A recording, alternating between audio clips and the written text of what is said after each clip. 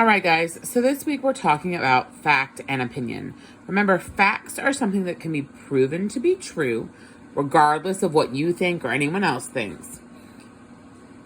Like, right now, there are no uniforms required at Florence Bowser. There are no uniforms at Florence Bowser Elementary School. That's a fact. It doesn't matter if you think there should be uniforms or not. There are no uniforms. Opinions are something somebody thinks. You can think one way, I can think a different way, somebody else could think a third way. For example, ice cream is the best dessert. That's my opinion. Some people may agree with me, but that doesn't make it a fact. It's still an opinion. Other people may disagree. So today we're going to read Fashion Do or Don't. Should public schools require students to wear uniforms from Readworks? And once we're done, we're going to go find facts in yellow, or facts in yellow, and opinions. This is typed wrong.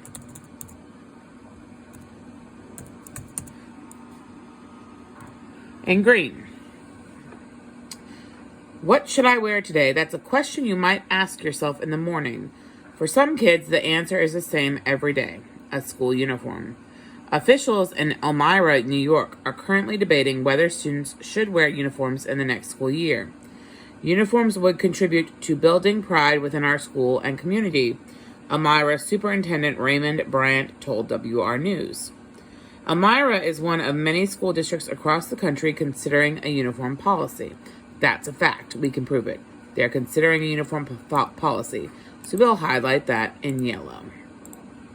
More than 10 years ago, 3% of all public schools mandated or required that students wear uniforms. 3%, 10 years ago, 3% of all public schools mandated that students wear uniforms. That's another fact. You can check it. A lot of times if they use numbers, that's a fact. That number is closer to 10% now. Some school officials support the policy, hoping that uniforms will encourage students to focus on their work. Opponents, however, say that students should be allowed to express themselves through their clothing. Students should be allowed to express themselves through their clothing is an opinion, because that's what some people think. Yes, uniforms make schools better places in which to learn, supporters say. That is another opinion. They argue that the dress codes often improve discipline and lessen bullying and teasing. I think uniforms help students focus on their academics and not the latest fashion, Principal Megan Mannion told WR News.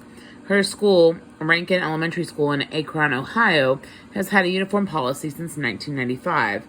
The best thing I like about our uniforms is the style, especially the shirts and sweaters, says Rankin fourth grader Clifton Harris. It's not just the look that makes the grade. Others argue that the new uniforms cut costs.